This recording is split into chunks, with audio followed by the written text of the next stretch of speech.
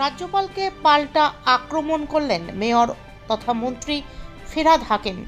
শুক্রবার যতীন্দ্রনাথ দাসের মৃত্যুবার্ষিকী অনুষ্ঠানে কেওড়াতলা মহাশ্মশানে তার মূর্তিতে মাল্যদান করার পর রাজ্যপালকে তীব্র আক্রমণ করলেন মেয়র ফিরহাদ হাকিম। রাজ্যপাল সিভি আনন্দ বোসের মুখ্যমন্ত্রীকে সামাজিক মাধ্যমে বয়কট করার মন্তব্য প্রসঙ্গে এদিন মেয়র বলেন, চোরের মায়ের বড় গলা। মহিলারা রাজভবনে যেতে ভয় পায়, ওই মহিলার এফআইআরে তাই আছে।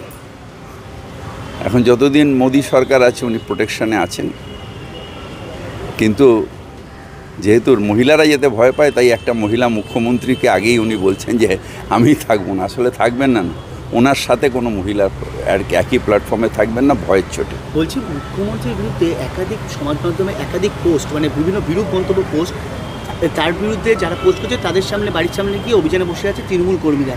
দুটোই তো, মানে দুটো বিষয় নিয়ে কী বলবে, যে একদিকে পোস্ট করছে এরকম মমতা? দেখেন, অন্যায় পোস্ট করা উচিত না, কারোর চরিত্র হরণ করা উচিত না। অমিত মাল্লব্যের নেতৃত্বে যে চরিত্র হরণ বিজেপি করছে এটা মানুষ বুঝতে পেরেছে, তাই এখানেও মুখ থুবড়ে পড়েছে। চরিত্র হরণ করে রাজনীতিতে বাঁচা যায় না, রাজনীতিতে লাভ হয় না, চরিত্র হরণ করা যায় না। এই যারা চরিত্র হরণের করছেন, যারা নোংরা ভাষায় কথা বলছেন, তারা ঘৃণ্য। বলবো ভগবান এদের মাফ করে দেয়, এরা জানে না নিজেরাই কী করছে। আমার শেষ প্রশ্ন, আমি একটা প্রশ্ন করি, সেটা হচ্ছে যে গতকাল মুখ্যমন্ত্রী প্রায় 2.5 ঘন্টা, এটা নিয়ে আমি আর কিছু বলবো না। যেটা করছি সেটা হচ্ছে এইটা না, বাট এইটা যেহেতু যায়নি, সেটা নিয়ে দলের মুখপাত্র, 2-3 জন মুখপাত্র ফেসবুকে নানানভাবে সেটাকে নিয়ে বলতে শুরু করেছে। এটা কি সরকার?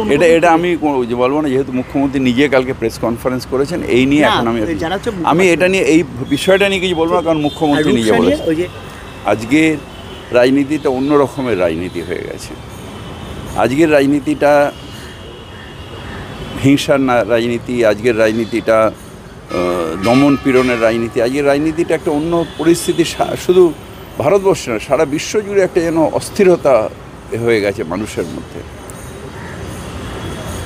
এনার অতদিন না হলেও এনার রাস্তায় কিন্তু আজকের যুগের মমতা ব্যানার্জিকে আমি দেখেছিলাম যে 26 দিন অনশন করেছিলেন। তাই একেবারে নিরাশ নই, কারণ তাদের সেই আদর্শ আজও আমাদের মধ্যে রয়েছে। কিন্তু দুঃখ হচ্ছে যে আমরা সেটাকে নিয়ে উপরে উঠতে পারছি না। কোথাও একটা যেন দেশের থেকে বেশি আমার নিজের ইগোটাকে আমি সবথেকে বড় প্রাধান্য দিচ্ছি।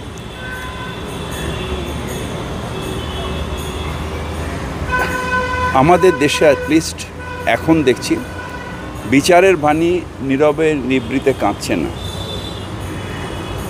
যে দমন পীড়ন করে দুটো টান মোদী সরকার বিরোধীদের আটকে রাখার চেষ্টা করেছিল, দমন পীড়ন করেছিল, সিবিআই ইডি করেছিল, আমাকেও জেলে ঢুকিয়েছিল। এখন দেখছি যে বিচার ব্যবস্থা সেটা উপলব্ধি করছে এবং বিচার পাচ্ছেন বিরোধীরা।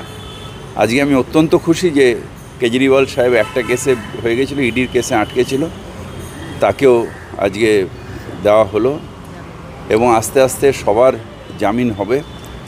যারা ফলস কেসে, অন্যায় কেসে, এবং যে কেসগুলো ওরা দিয়েছে বিজেপির সময়, সেই কেসগুলো কিন্তু কোনো দিন প্রমাণ করতে পারবে না, সেই কেসগুলো কোনো দিন এস্টাবলিশ করতে পারবে না, সেই কেসগুলোয় কোনো দিন এরা পাবে না। কিন্তু কেন জানি না সিবিআই ইডি নিজের ক্রেডেনশিয়ালটাকে নষ্ট করে দিয়ে যারা সেন্ট্রাল গভর্নমেন্টে তাদের কথা কেন শুনছেন?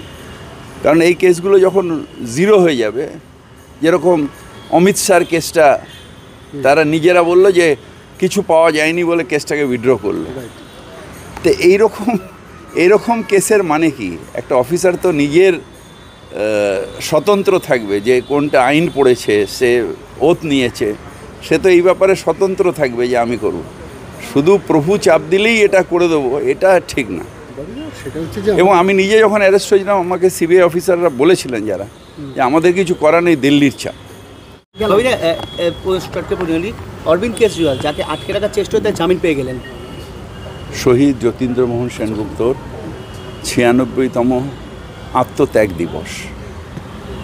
অর্থাৎ সেই দিন ভারত মাতার মুক্তির জন্যে তার এত বেশি ছিল যে তিনি অনশন 40 দিন ধরে করে নিজেকে উৎসর্গ করে দিয়েছিলেন।